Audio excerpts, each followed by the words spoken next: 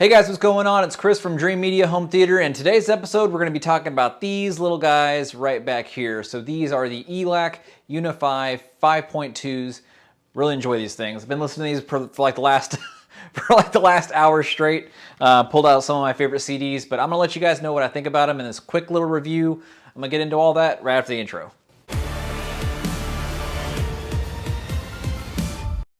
All right, guys, so let's talk about these speakers real quick. So right behind me, we're going to have the ELAC Unifi 2.0s. These are the 5.2s. These are three-way speakers, right? So as you can see, we have a mid-bass driver. You have your actually, this is going to be your driver. This is going to be your mid-bass driver. And then right in here is going to be your soft dome tweeter. So that one's 1-inch soft dome tweeter. We have the 4-inch aluminum cone type of mid-bass driver. And then your 5 1/4, which is going to be down here at the bottom. That one's going to be an aluminum cone as well. You also have a front-facing bass port right there as well. These are 6 ohm speakers. They play, I think, 46, down to 46, all the way up to 35 kilohertz, which again is just crazy. It seems like ELAC just likes to do that with their bookshelf speakers, just take them to the moon. But as humans, we don't hear that high. So there are specific songs that are infrasonics or even supersonic, I guess. So you'd have songs below what you can hear, and you have songs above what you can hear. But a lot of that comes into play whenever you're talking about ear fatigue, listening fatigue, and phase alignment and stuff like that. So here you'll notice with the speaker how it is concentrically coaxialated or whatever it may be. So you have your tweeter, right? This is hard to do. So you have your tweeter, and then it's right in the middle of the mid-bass driver. So whenever you have something that is, whenever you have something that's positioned like that, it makes it easier for the waves to hit your ear at the proper time. So whenever you have things that are hitting your ears at the proper time, you're going to get away from what I was talking about, ear fatigue. So I've been in a room to where you light up some speakers, and within maybe 20 seconds, something seems off and you want to get out of the room, right? So right here, they kind of combated that by making the specific design choices that they did. And I'm really going into more of this type of speaker set myself. So I've been really, really pleased with the way these things sound. And it kind of comes into play with a lot of different things. If you guys know car audio has coaxial speakers. It's nothing new. And it really looks like coaxial speakers are making a big comeback in a massive way in the 2-channel and also in the hi-fi realm. So it's something that's not necessarily talked about ever so often, but I really, really think that they're making a nice splash, especially with this Unifi lineup right here. I turned these things on, and again, I'm in a 90s mood, so I turned on Stone Temple Pilots, the Core album. So I was listening to that one today, and man, it's just the nostalgia hits you, man. Like these things definitely sounded, to me, they definitely sounded better than the DBRs, the debut reference ELACs. But that was just from the very first note. And what was the very first song on here? Dead and Bloated. It's probably one of my favorites. And then let's talk about my experience with some of these, right? So on Dead and Bloated, if you guys don't know STP, Stone Temple Pilots, they're kind of like a groove band, a lot of melody and lots of distortion actually.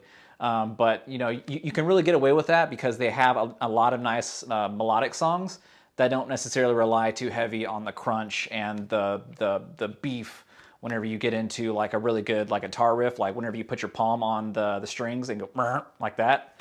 So you can feel it on your seat and you can feel it in your chest too. So there were some songs specifically in there. Let me check out which one that it was. It was on, it wasn't Sin. I think it was on Plush. But like you felt whenever the kick drum went through, and also that beef like I was talking about whenever you're playing the guitar. Like if you've ever played guitar in person, like you feel like it resonates through your whole body. It goes up through your feet, into your chest, and that was exactly what I experienced whenever I was listening to these little guys. So again, same setup that it was before on the last video. I have the Oppo 205 with their XLRs going into the Audio Control Maestro X9. And then it's on stereo direct. There's no subwoofers. Well, there's subwoofers in the room, but they weren't in play because it's on stereo direct. So all the juice is going to the front speakers. I legitimately had to get up and inspect to see if the subwoofer was playing during this evolution on this STP album, because these little guys, they fill up the room with bass, and it's not very common to have little speakers like this that are going to fill up your entire room. You would look at them, you're like, oh, they don't look like too much, right? But whenever you actually like experience them, they can. Let's see what we got back here. We have an SVS Ultra Tower. It sounds, a lot like a tower. Like the sound signature is just incredible. The stereo imaging, really, really on point. Really enjoy that. And like, if you guys don't know what stereo imaging is if you can close your eyes and not experience, you can localize where the speakers are coming from. You just basically have a stage of sound coming at you. So that is what I'm talking about with that. And I think that's about it for those. We talked about some specs. We talked about some songs I listened to. I'm going to let you guys know out on some of those demos. I'm going to let you guys listen to some of those demos in a minute. But what I really liked was on Dead and Bloated. You really felt the music, whether it be through your seat, you felt it, go through your chest. And you also just really feel the presence in the room. The detail and the vocal and clarity is easily some of the best that I've heard so far on this lineup. And also, whenever you go into like the more melodic parts, like what was it on? No Memory is kind of like an instrumental song. It's on track number 4 on there. If you guys want to check that one out, you hear where it was recorded, and like if you were to sit there and have headphones on, like you'd be transformed and like you would feel like you're there. So with that recording, I really like it because it does give you that, really, really airy type of experience with the guitar. It has a lot of chorus in there as well, a little bit of reverb too. But the song just sings through these little guys. I love the way the bass is recreated on them. I love the mid-tones and the highs. The highs they're not piercing, they're not everlasting. They make their point, and then, you're on to the next note. So really, really enjoy that. And then it goes into, right after that, into Sin. That one is another one of those songs to where like you feel it go through your body. Like it's, and I wasn't listening to these things at astronomical volumes, right? Like usually I crank these things up to, well, in stereo environment, I kind of listen around 65 to 70. But if you really want to get these things going, you can turn them up. I mean, I did, but I kind of walked out of the room because I don't like things too loud. You gotta enjoy your music rather than making your eardrums hurt more or less. But these things will push if you make them. Again, like I was talking about, 6-ohm speakers.